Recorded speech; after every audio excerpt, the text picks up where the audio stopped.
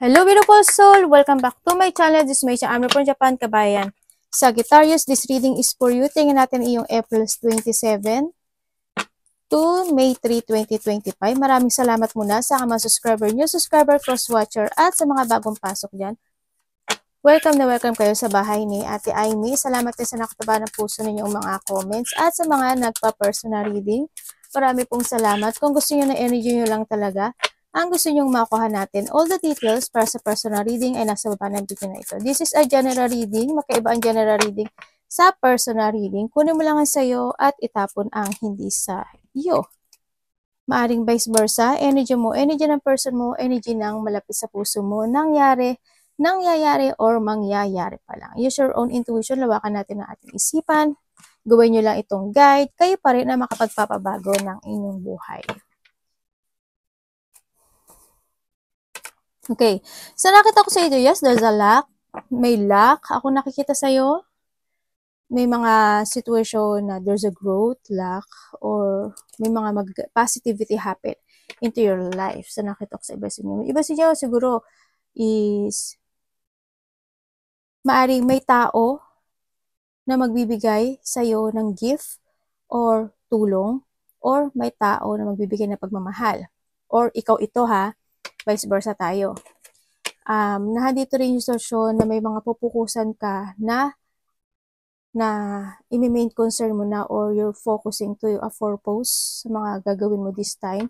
Sa nakikita ko dito, nagkakaroon ng spiritual enlightenment sa iba sa inyo or nandito na rin yung pagkakaroon ng good relationship when it comes sa family mo, sa trabaho mo, sa sarili mo. Maaaring na handyo na yung enlightenment kung ano yung mga ipo-force mo, pufukusan mo. Pagbabalik also ito ng iyong sigla o pagbabalik na iyong confident this time sa nakikita ko dito. May nakikita rin akong travel. Hindi ko alam kung may mga travel ang iba sa inyo. Maaaring maglalayag din kayo. Sa iba, maaaring may travel kayo or maglalayag yung iba sa inyo sa mga bangka, barko, ganyan. O sa tubig, no? Or you have a travel. May sinasabi, kasi there's a changes of journey. Kung titignan ko siya, maganda siya, no? May konting delay lang, kumbaga. There's a change of journey sa nakikita ko sa iba sa inyo. Siguro, may babaguhin ka sa sarili mo this time. Sa nakikita ko may mangyaring pagbabago or something, decision making to change ako na nakikita sa iyo, sa buhay mo. Yun. May sinasabi dito na movement. There's a movement. Ako nakikita. Sa movement, siguro kung sa trabaho, by the night or kung sa night ka, magiging pang umaga ka, magiging night ka. Basta may something movement happen or maaring movement o may magmumove ka o hindi yung kung you are in a sadness situation in the past, maaring makakamove on ka na, yung mga ganun kasi nandito na rin si 3. Diba? Kumbaga, nahando na yung growth. May sinasabi rin dito na vehicles. Yun ang nakikita ko dito. May something vehicles. Yung iba sa inyo is maaring may mga bagay o sitwasyon sa buhay mo na inihiwalay mo yung sarili mo o sa iba o ihihiwalay mo yung sarili mo sa iba. Yun ang nakikita ko dito. May sinasabi dito na something government or official building, maaaring may babayaran ka. No, baka may dapat kang asikasuhin, mga document, papers by the government o anything, baka passport. Kasi sabi ko may travel, diba? Baka may mga ganun ako nakikita. Yun. Maaaring makareceive ka rin ng gift, gift or you will give a gift sa iba sa inyo. Meron tayong Capricorn, Aries, Taurus, Leo, and Pisces. Bakit may lungkot ako nakikita sa'yo? Parang may lungkot ka. There's a sadness ako nakikita sa'yo. Parang may tao din na mataas ang ego. Maaring ikaw or someone, no? May authority ako nakikita. Hindi ko alam in what way. There's an authority o maaring sarili mo. Diba? Tanda mo, you are the authority of your life. Iba dito, siguro na dito kayo sa nagkakaroon kayo ng limitation or nagkakaroon kayo ng boundaries sa sarili nyo. Siguro, limitation sa mga gusto nyong tahakin, sa mga gusto mo nyong gawin, o mga gusto nyong desisyonan. O when it comes sa boundaries, siguro hindi yung nagkaroon ng boundaries sa isang tao o nagpo-put boundaries ka sa ibang tao kasi sabi ko nga sa iyo, 'di ba, parang nagkaroon ng paghihiwalay ng sarili sa isang situation, parang ganoon. Tingnan natin energy mo. May tao daw na hahanga sa iyo or may tao na mambobola sa iyo. May pambobola. Yun na nakita ko. Halimbawa, ikaw ang mambobola. Halimbawa, oy, kamusta ka na? Ang ganda-ganda mo. Lalo kang gumaganda. Lalo kang pumupogi. Mga ganyan. May tao daw na, yun, paghanga, crush. May mga affection. Tingnan natin ang iyong energy.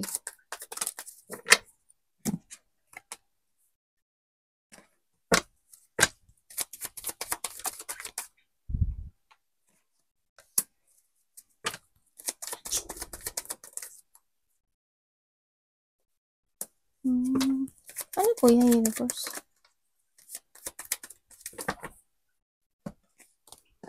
Okay, energy mo. Sa nakikita ko sa'yo dito, may sadness eh. Hindi ko alam why, pero there's a sadness. May isang sitwasyon sa'yo na parang you want to give up for a waiting. Ganyan. Parang ayoko na maghintay. Bahala na. Ganyan. May mga situation o may mga dreams na pwedeng mag-shattered o nagsha-shatters, nagkakaroon ng emotions. No, ako nakikita, parang nandito yung sitwasyon na ang nakikita ko dito is you're hiding your feelings, no? Dito sa sitwasyon mo na siguro may mga point ng buhay mo na nalulungkot ka, pero ang ginagawa mo na lang is itinutuon mo na lang yung sarili mo sa mga dapat mong gawin this time. Pero deep inside, may emotions ako nakikita, may sadness. May mga sitwasyon na nag-failure, ganyan. May mga sitwasyon, siguro when it comes to a material, medyo baka nag-failure ka, you're giving your hard work and effort, pero siguro may mga hinihiling ka na hindi nagaganap o natutupad. Iba sa inyo is impatient, no? This week, baka ma-impatient kayo, habaan nyo yung pasensya nyo. Andito rin yung sitwasyon na iba sa inyo nawawala kayo sa plano, no? Siguro may mga plano kayo pero nawawala yun. May mga anxiety, may mga frustration, may mga konting delay ako nakikita sa'yo. May delay eh. It's more on negativity kasi ito eh. Sana wag ganun, no? Sana wag naman. Kaya ang nakita ko ito, siguro handito yung itatago mo yung nararamdaman mo this week. Ganyan.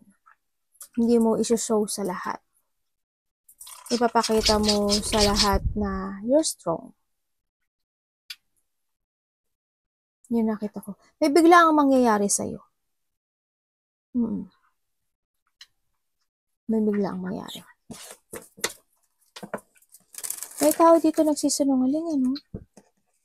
Kung sa kasamahan mo sa trabaho, dito, may tao dito nagsisinungaling. May mga hinihintay ka, hindi man siya kasama sa trabaho or maaring nakakonekto sa'yo. Meron kang hinihintay, pero ngayon hindi ka na naghihintay. Ganun. Parang handa na lang yung, you keeping your feelings na lang kasi, ano. Maaring bahala na, edi kung hindi, edi kung oo, parang ganun. So, nakita ko dito. Anong parating kay Sagittarius?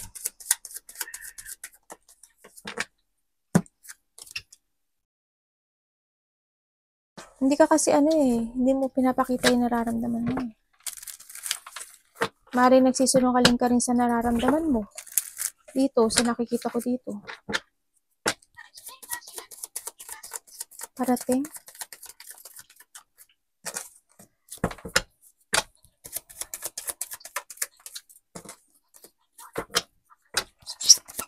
Okay.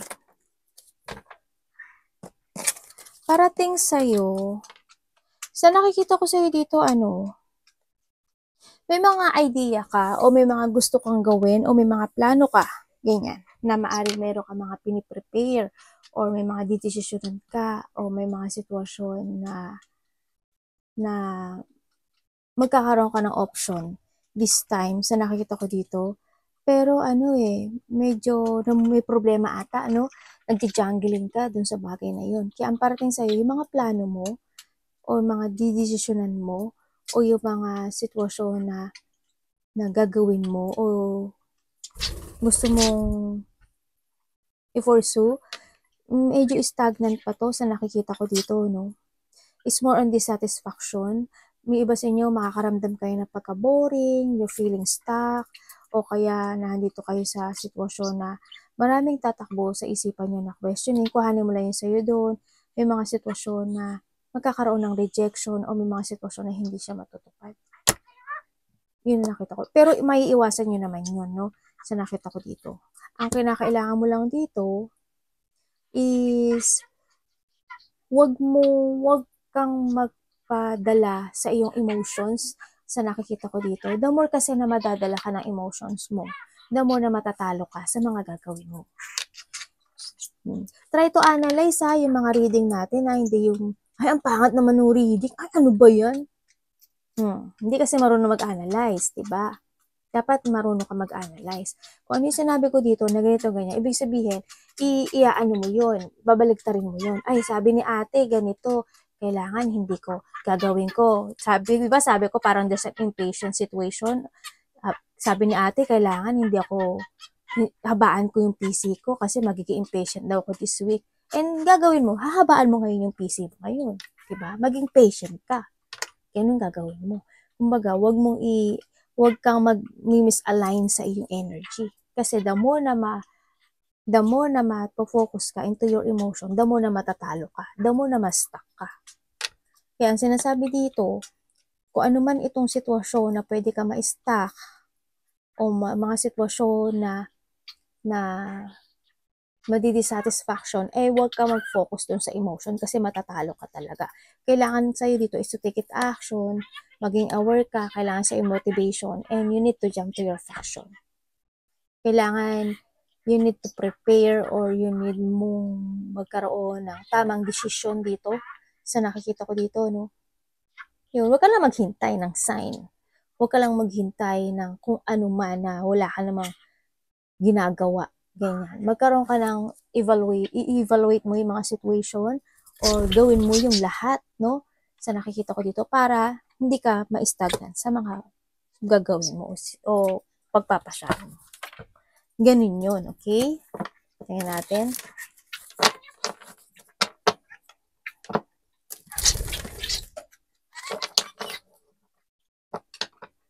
May tao dito na may taong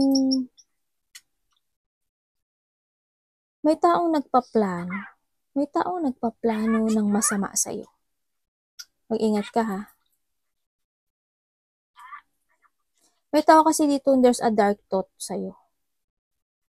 May taong masama yung pakay niya sa'yo. Hindi ko alam why. Siguro asawa mo, karelasyon mo, o magulang mo, o boss mo. Ang nakita ko kasi sa kanya,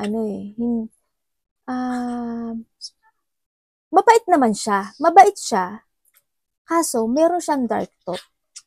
Maaaring itong tao na to, palagi siya nagsusorry sa'yo, or palagi siyang something situation. Pero always kang dissatisfaction sa kanya dahil sa mga actions niya o mga sinasabi niya, mga ganun. May tao kasi dito na palaging sorry o nagsusorry. Pero palagi naman siyang bigo sa mga pangako niya. Ano ang dapat iwasan ni Sagittarius? Ano ang dapat iwasan? Ito na nga, lumabas na, Tama naman to. Universe, bakit po ito dapat iwasan niya? Ay, namatay yung iPad.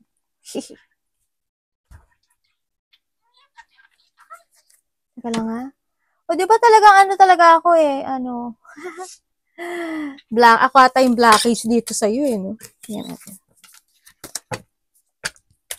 Bakit po ito dapat iwasan ni Sagittarius? Ano ibig niyo sabihin? Okay. Ano po?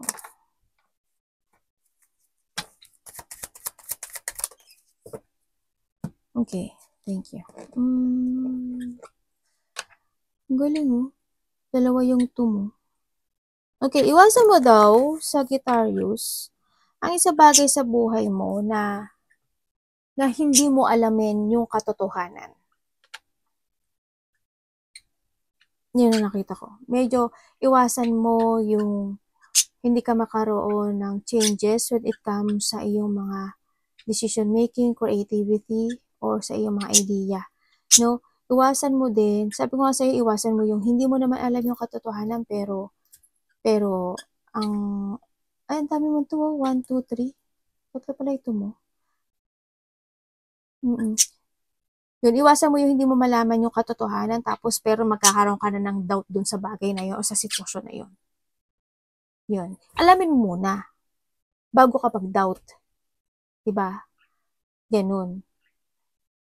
Yun ang mga dapat mong baguhin. Iwasan mo yung hindi mo baguhin yung mga bagay ng paniniwala mo. Halimbawa, ay, si ganyan, masama ugali niyan eh. Paano mo naman nalaman? Sinabi lang niya, diba? Masama ugali niya. Alam mo ba sa sarili mo? Ay, si ganyan, kasi hindi yan nakipag-communicate sa akin kasi ganyan, ganyan. Paano mo nasabi? Sinabi niya ba sa'yo? Yung mga ganun sitwasyon. Kailangan magkaroon ka ng renew your faith or yung paniniwala mo. Alamin mo muna yung katotohanan bago ka magkaroon ng doubt sa isang sitwasyon na sa isang bagay. See the fact, no? Sinasabi dito, may mga sitwasyon na you need to revert. Ganyan. Iwasan mo yung hindi ka makapag-isip ng peaceful sa sarili. Yun. Iwasan mo din yung mga sitwasyon na hindi mo maalis o hindi mo alisin yung mga bagay o sitwasyon na hindi naman makakatulong sa'yo. Yun. Yun ang mga iiwasan mo, ha?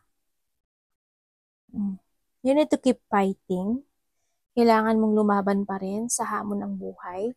Tandaan mo, you are the survivor. Kahit anong mangyari, kahit anong battle o deep mode na mararanasan mo, lumaban ka pa rin, no?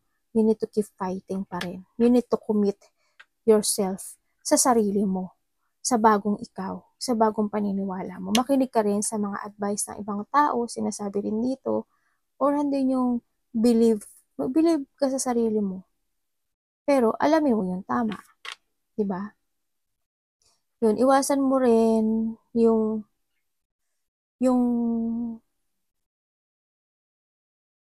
hindi ka makapagsalita, yung hindi mo masabi mga gusto mong sabihin. Harapin mo yung takot mo, harapin mo yung the unknown situation. Yun. Kailangan mo, you need to face a difficult decision sa buhay mo sa nakita ko dito. Yun. Then also, magplano ka maigi, ha? Take it action ka dapat. Huwag kang mag-take a pause or to wait for something na magkaroon ng kusang pagbabago ang buhay. Kasi hindi magaganap yun ng kusa kung hindi ka naman magkukumit sa sarili mo o magkukumit to something into your life.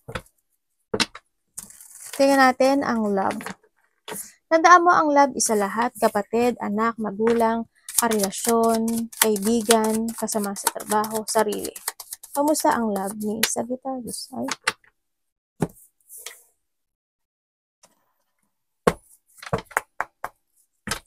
Ano po ito? Universe.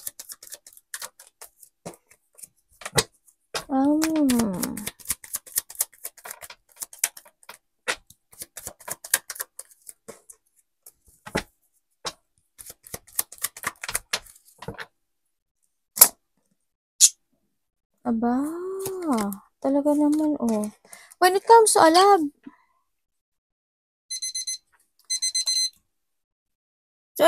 may parating sa inyong bagong pagmamahal. Yun ang nakikita ko dito. Kung kayo is nagkahiwalay na nitong tao na to, may parating na bagong tao sa buhay mo. May new communication ako nakikita dito.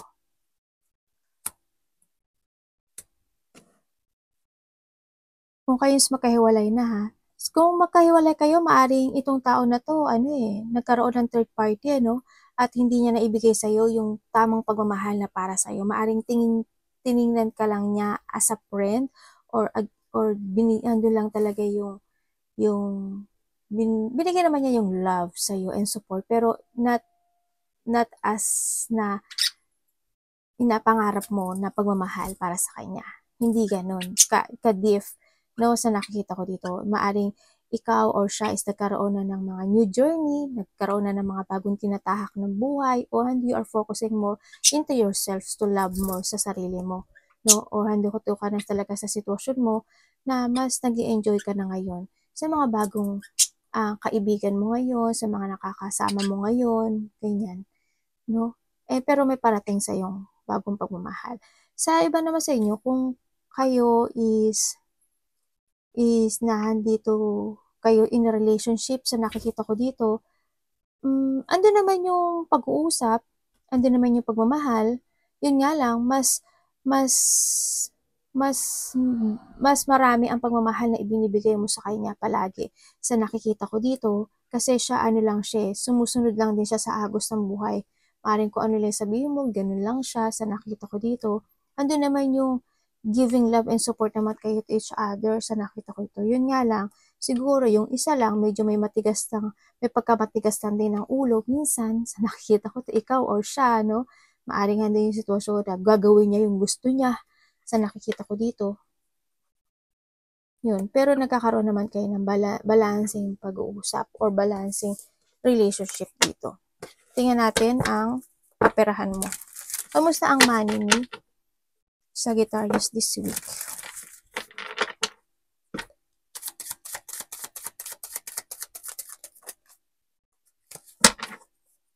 Palabas daw yung money mo ah.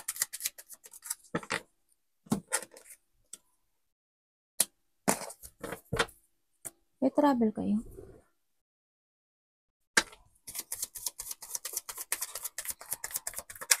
Uy! Teka lang, sumabog yung ano mo. Teka lang. Napahiyaw tuloy ako ng di oras. Sorry ah. Kasi umano siya to, kalahati gumanon siya. Bakit po? Pera ni Sagittarius.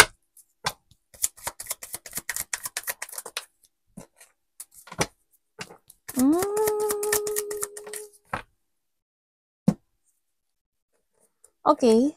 When it comes to your money, okay naman. Naganda naman yung pagkakaroon mo ng organized situation. Nagiging organized ka naman sa sitwasyon mo, sa pera mo. May rules ka naman. Kumbaga, andun naman sa sitwasyon na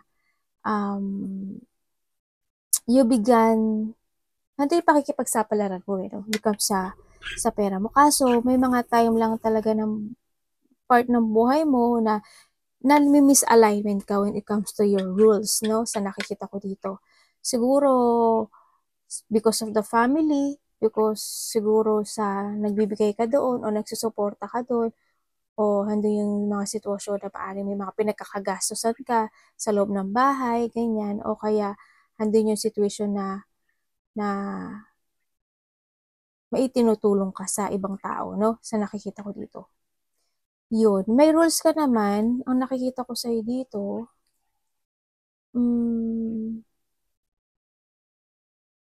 nagiging matatag siya. Sa ngayon, kasi nandito si Magician tsaka si Queen of Sword. Kahit papaano kasi nakukuha mo yung achievement when it comes sa iyong success. Parang you enjoy the fruit of your labor talaga sa nakikita ko dito. Pero, may mga time lang siguro o sitwasyon na hindi nagiging maganda yung pag-organize. Pero nagiging successful siya. Nandito naman yung stability or prosperity. Sa nakita ko dito, maaring may mga sitwasyon na nag-i-escape ka hanggat maaari. Maaaring halimbawa kung hanggat maaaring hindi naman pagkakagastusan, hindi mo pagkakagastusan, siguro may mga ganong kang time. Siguro may mga time lang din na medyo ano lang, hindi mo lang masiguro mapigilan para makapagbigay ka lang ng kasiyahan sa mga mahal mo sa buhay. Good pa rin naman sa nakikita ko dito. Stable naman siya kahit pa paano. Tingnan natin, any opportunity.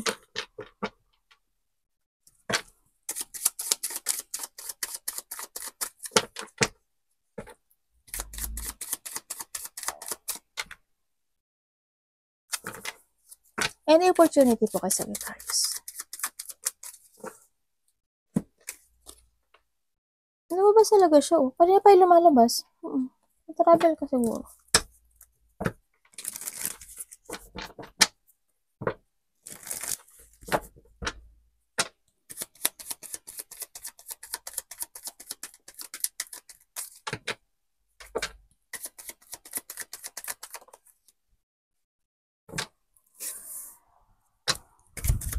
Opportunity po. Yung iba si Joe, when it comes to opportunity, ay, mabaliktad. Ano nangyari dyan? Okay. Ang nakikita ko sa'yo dito, may mga iisipin ka daw na bagay-bagay. Parang may mga sisiyasatin ka, kung anong dapat gawin, ganito ba dapat, ganun ba, mga ganun.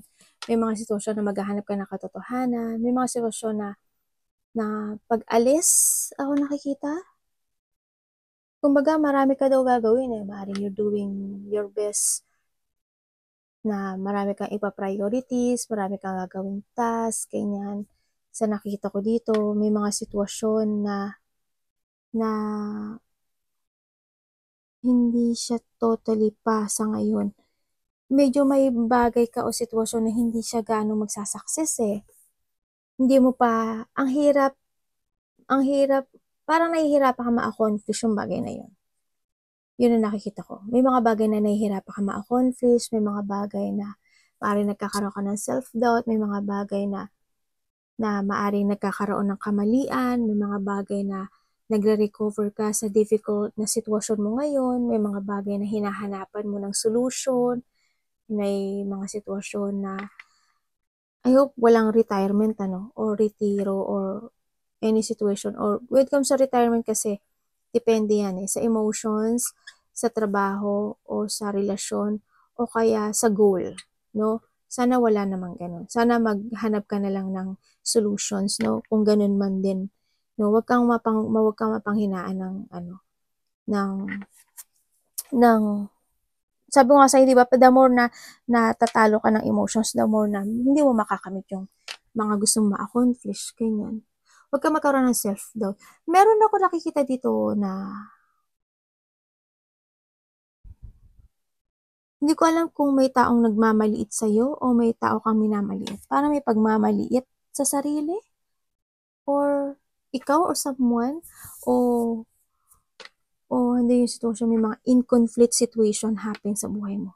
May hindi na kumpleto. Kuhanin mo lang yung sa'yo doon, May mga sitwasyon na parang kulang, may pagkukulang, o may kakulangan, parang ganun. May sitwasyon na nai-stagnant ka dito sa nakikita ko dito Iwasan mo yun sa nakita ko dito As long as magsiyasat ka para masolusyonan yung mga bagay. Kasi nakikita ko sa'yo, there's a struggle, problem, or burden ako nakikita. Parang may mga responsibilidad ka na dapat mong inaaklang sa'yo. Parang ganun ang nakikita ko sa'yo Nagiging mabagal ang lahat sa'yo. Decision making, success, mga ganun. Nagiging mabagal siya. Pero okay lang naman yung nagiging mabagal. You need to commit lang. Siguro, kailangan mo i-progress, kailangan mo bigyan ng effort, hard work, and you need to commit, sa mga bagay na yun. Kailangan, kahit mabagal siya, kailangan may mga improvement. You need to focus, patient lang, Kaysa naman sa hindi na siya nagkakaroon ng improvement, diba? Mas maganda na yun. Mabagal man siya, nagkakaroon ng improvement. Doon ka mag-focus. Maging dedicated ka sa iyong mga goal. Yun. Action before acting. Pag mabaga, baka hindi mangyari. Mag-action ka muna, hindi mo pa nga nagagawa Diba? Ganun. Advice po. Lumabas talaga siya. Oh, the Wheel of Fortune. Ang advice yun, ganda oh. Ganda ng advice. Universe, the Wheel of Fortune ang advice mo kay Sagittarius.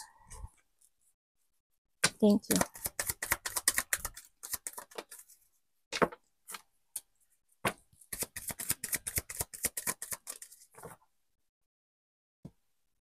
Oh, mag-focus ka lang daw, oh. Lakasan mo lang daw yung loob mo. Kailangan sa'yo ngayon is you need to be strong, no? Okay, ang advice sa'yo, sa nakikita ko dito, may mga sitwasyon na kailangan mo i-end. O may mga sitwasyon na kailangan mo rin umpisahan, no? Tandaan mo, you are the driver of your will, no? Sa nakikita ko dito. Yan. May mga sitwasyon na kailangan mong magkaroon ng mental clarity or sitwasyon na kailangan mo ng tamang clear sa mga purpose na gagawin mo this time o didesisyonan mo sa nakikita ko dito. Yun. Sinasabi rin dito na it's time to forgive, it's time to heal, it's time to recover, or it's time to accept yung lahat ng mga naganap o lahat ng lesson sa nakita ko. Sinasabi rin dito, kung may mga nararamdaman ka na emotion, minsan i-share mo din yung nararamdaman mo sa tao na trusted ka, no? Sa nakikita ko sa'yo. You need to release the pain. Huwag ka lang, kumbaga, palayain mo yung sarili mo o bumitaw ka sa isang sitwasyon na pointless, na hindi magiging maganda yung kabuluhan nun. Diba, doubt mo sa sarili mo, self-doubt mo sa ibang tao, self-doubt mo o doubt mo sa ibang tao o yung thinking mo na negativity sa sarili mo o sa ibang tao, alisin mo yun. Hindi nakakatulong sa'yo. Diba sabi ko nga sa'yo dito, you need to see the fact bago ka mag-react o bago ka desisyon. Yun. And then, sinasabi rin dito na huwag kang magkaroon ng self-limiting sa sarili mo. Do your best. Gawin mo yung lahat para magkaroon ng improvement sa lahat ng aspeto ng buhay mo. Yun. Tandaan mo, nasa sa'yo si Wheel of Fortune, no? Susundan ka ng susundan ng cycle na maganda as long as nakapokus ka sa mga target mo this time. As long as alam mo yung plano mo. As long as hindi ka magda-doubt sa mga gagawin o didesisyonan mo this time. Okay, you need to be strong. You need to decide. You need to sacrifice. Kailangan sa'yo is new strategy, bagong plano, pananaw sa kinabukasan. Tandaan mo, you have a wisdom or mahandun yung katalinuhan mo o yung karunungan mo. Meron ka nun eh. Ilabas mo yun. Be responsible. Patient, focus, confident, lakas ng loob, katapangan, tibay ng loob, katatagan. Lahat na sasabihin ko na sa'yo. Kailangan ganun ka. No? Iba sa inyo siguro magkakaroon ng getting together, no? Or something celebration, ako nakikita. Maaaring close relationship, family unity, reunion, may mga surprise parties, event, ganyan. Or my coming home. Ako nakikita. Or maaaring may darating na galing ibang probinsya, galing ibang lugar, galing ibang bansa, or ikaw ang uuwi ng Pilipinas, mga ganyan. O may pupuntahan ka, ganyan. So nakita ko dito. Iba dito, maaari may pupuntahan kayo na wedding. May mga celebration eh. Ako nakikita eh. Meron. Yun. Arigato namaste, God bless.